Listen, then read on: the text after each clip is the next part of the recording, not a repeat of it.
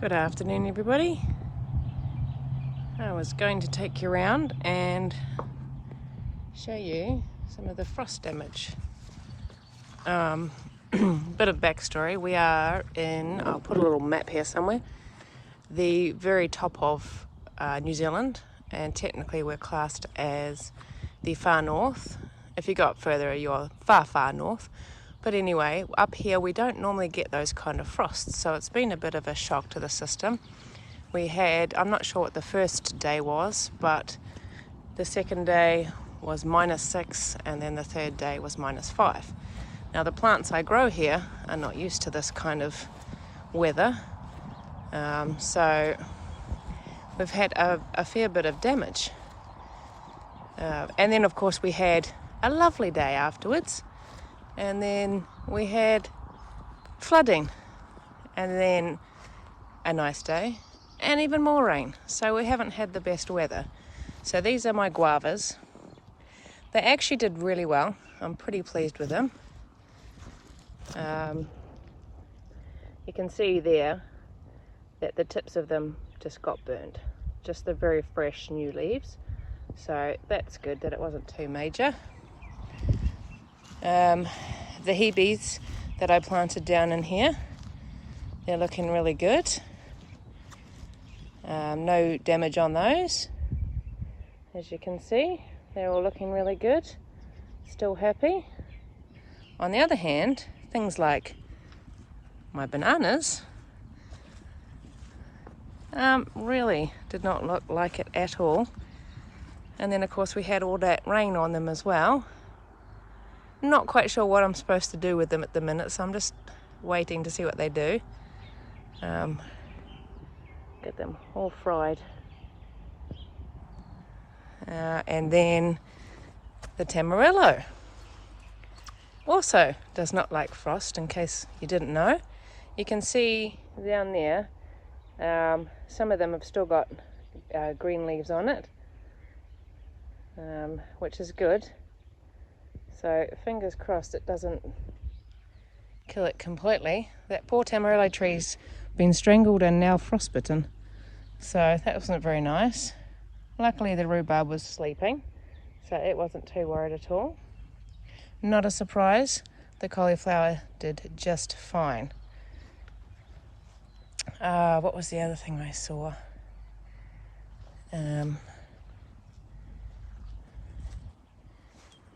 Well, most of my fruit trees were sleeping, and I did manage to, and remember to, cover my mandarin down the bottom. So they were alright. Here's a surprise if anybody didn't already know. That's the dill. And it survived perfectly fine with that kind of frost, which was interesting. I was quite happy about that. And of course the spinach. It did all right. It looked a little upset to begin with, but otherwise it is perfectly fine. I'm ready for another cut. The rhubarb, the flowers looked a little sad, and we seem to have some discoloration on the leaves there at the bottom there, but otherwise they look all right. So that was good. I don't know if you can, if the camera's picking it up, but we do have some discoloration on the lawn. It's very squidgy. My chookie survived, but you can see some discoloration on the lawn there. We have the kokia that doesn't like frost, so. The good thing was my magnolia started to flower, but it hadn't quite opened up yet. So you can see there, they're starting to open. A little bit of damage on that outer petal there, you can see, because of the frost. But otherwise, it is perfectly fine and starting to look very pretty.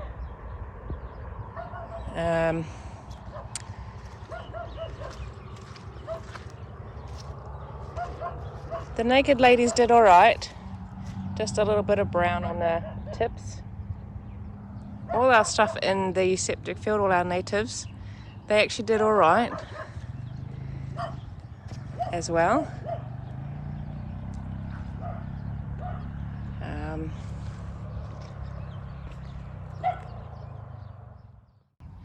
The other plants that I found did not like them was, these are spider plants.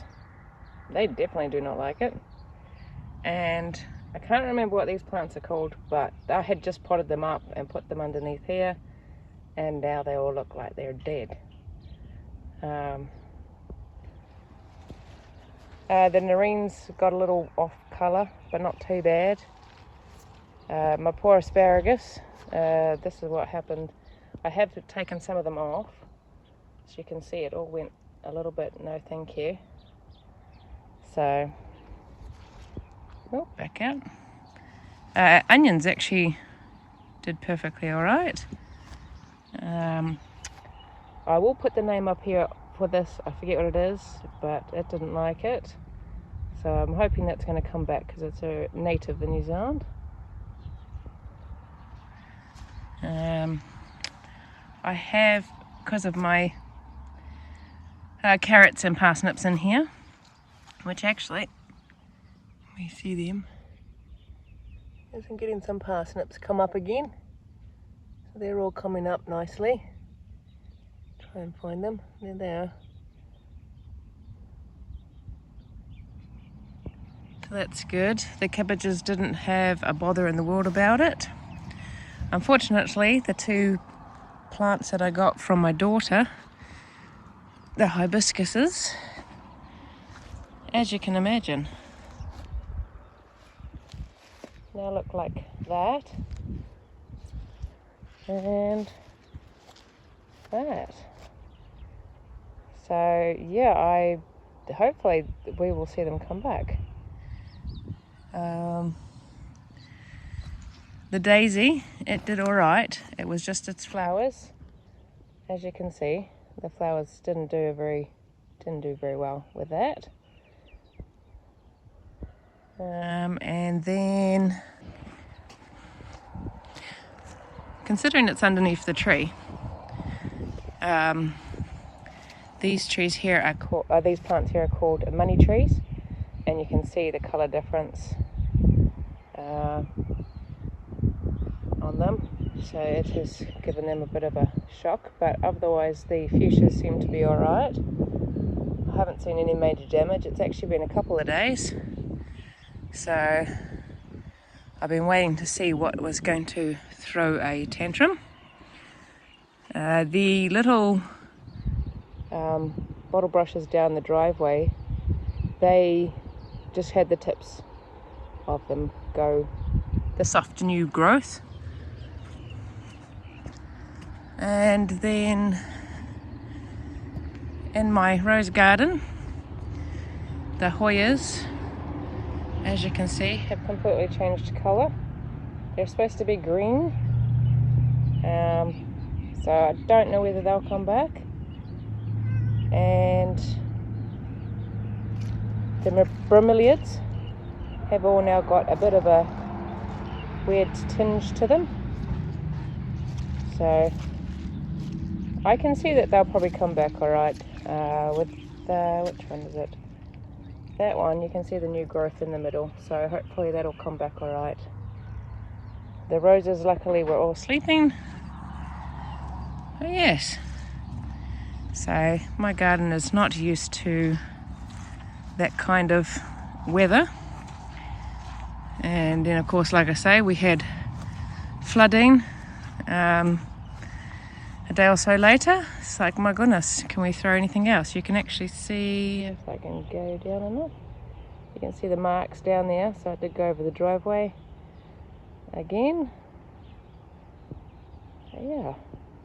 So because today is such a nice day, well, it's nicer than it has been for a while, I'm also going to be repotting up my son's tree, which I will show you in a minute. This is the tree we're going to repot. It sits there. It's got a few dead leaves and stuff on the top. We're going to take it in and see.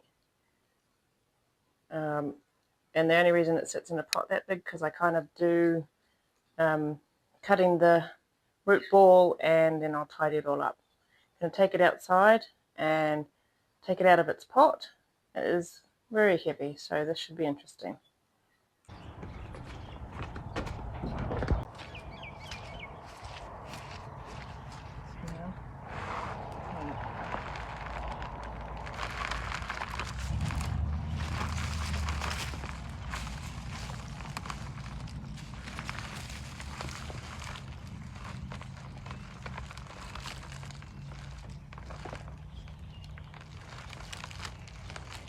I think I need to cut the root ball.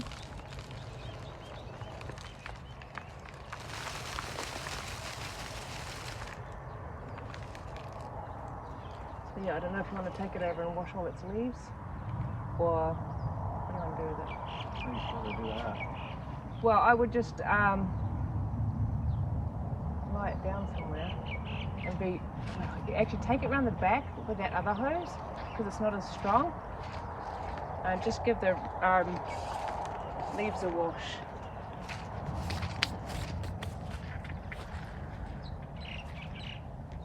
Right, that's taken it out. Doesn't look like I need to cut the root ball at all. So what I'm going to do is go ahead and chuck this soil out and get some new one in. My son has taken the tree over to give the leaves a wash because they just get so dusty inside. And you have to have nice clean leaves on your indoor plants. So I'll just go and empty this. All empty, and then we'll get some new soil in it before he brings back the tree.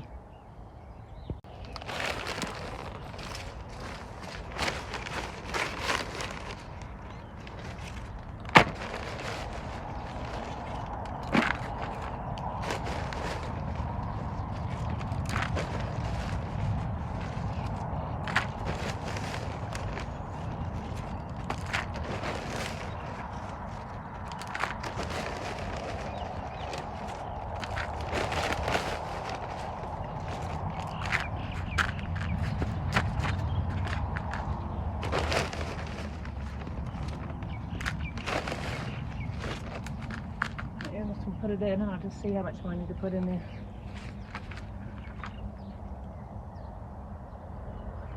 Oh, no. Okay, that's pretty good. Okay, hold it steady.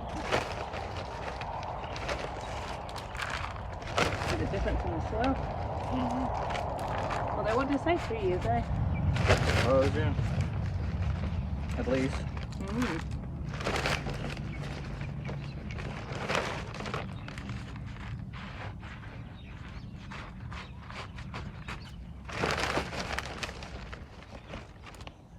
Okay, all complete. Gave her a trim. Her leaves are nice and clean.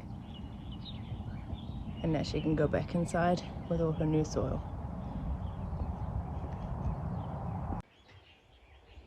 Alright, just going to leave her on the deck to dry out a little bit before we pop her back inside. Probably get her in a bit later on. That's about all I've got for today. Miss Ellie's going to look after the tree. Yeah. Is that a good idea? Thanks guys for watching.